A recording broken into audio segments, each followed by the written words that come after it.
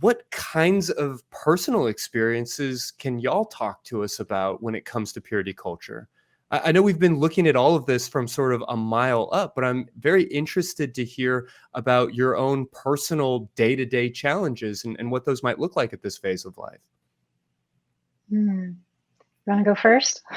Alice and I are looking at each other going, you, me, who wants to take it? You know,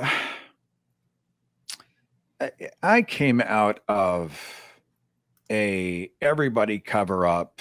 Sex ed pretty much came down to cross your legs and don't think dirty thoughts. And as such, I grew up monumentally dysfunctional and ignorant. I didn't know anything. I was discouraged to really learn anything. And now, coming out of my fundy faith sort of opened the door to re-examine everything else. And I think this is common among people. Once I let go of the superstition, and once I realized that this Jesus idea, the Yahweh idea, the pastors and the pundits and the theologians and the apologists and the pulpit pounding sellers of shame, they didn't get to decide for me who I was, what I wanted, who I wanted, why I wanted it, etc. It opened up my world. And I wrote recently about what advice I would give to my younger self, having seen my world open up. And it's the antithesis of the stuff that I was taught growing up. I would tell my younger self, like, have sex before marriage. Like, have lots of sex before marriage. Don't be afraid of masturbation. You're not going to go blind. You're not going to grow hair on your hands. It's not a sin. Self-pleasure is simply pleasure. You're discovering your body. Everybody does it. The majority of people, male and female, do it anyway, even those who are sort of, for lack of a better way of saying it, banging the Bible. Live together. If you're going to share life, live in the same space. Don't feel like you have to get married. You don't have to sign on the dotted line on some contract under the purview of a priest to have a family. They don't get to determine you. Family comes in many forms. If you want to have more than one partner, as long as you're all enthusiastically consenting, you're all consenting adults. Do what makes you happy. Time and time again, I was going through this list of what I would say to my younger self. And I'm tremendously thankful that I got to that point. I'm not interested in sitting around judging people because they didn't fit into my box as to what is and isn't proper. I'm sure my fundy family raises an eyebrow at me. Seth he's down that slippery slope of permissiveness and lascivious, lustful living in the eyes of the Lord. He's carnal, etc. I'm a pretty conservative guy when it comes to, my own sexuality. I'm not that guy. I'm not hanging off the chandelier. Natalie and I are very much only there and into each other, and so but I don't sit around looking at other people with a raised eyebrow saying, well, that's aberrant or perverse or wrong. I think good for them. And if it makes you happy, do more of it.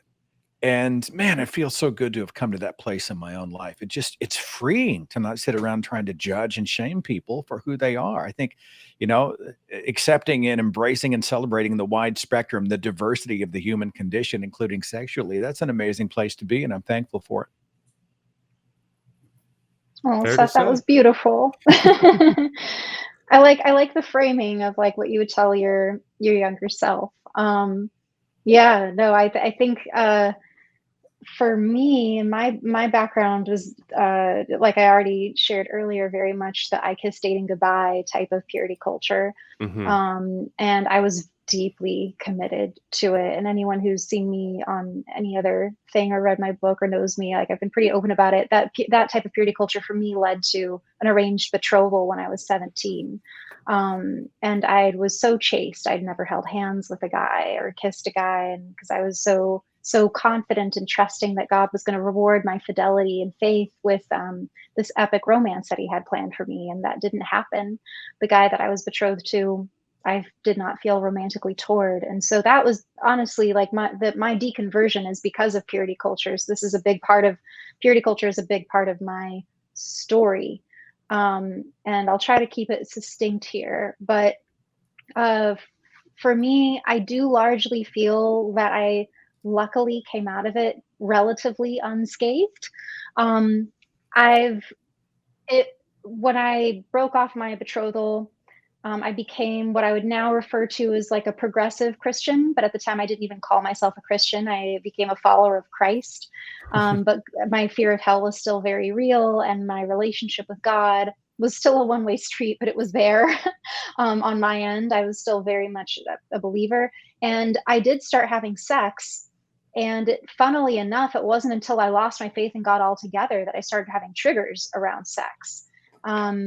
And it surprises me because I would have thought that I would have those triggers come up while I still believed in God and while I was still afraid of hell because I still thought it was real.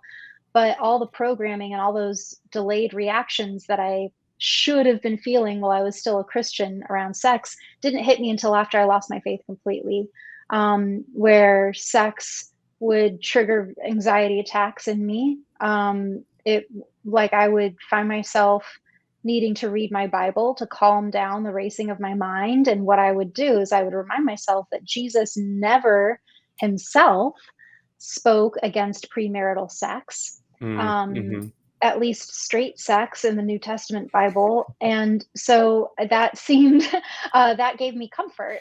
And even though I didn't believe in Jesus anymore, and I was so mad at myself, like, I don't even believe this shit anymore. Why is this even comforting me? Why am I letting it have any validity in my life?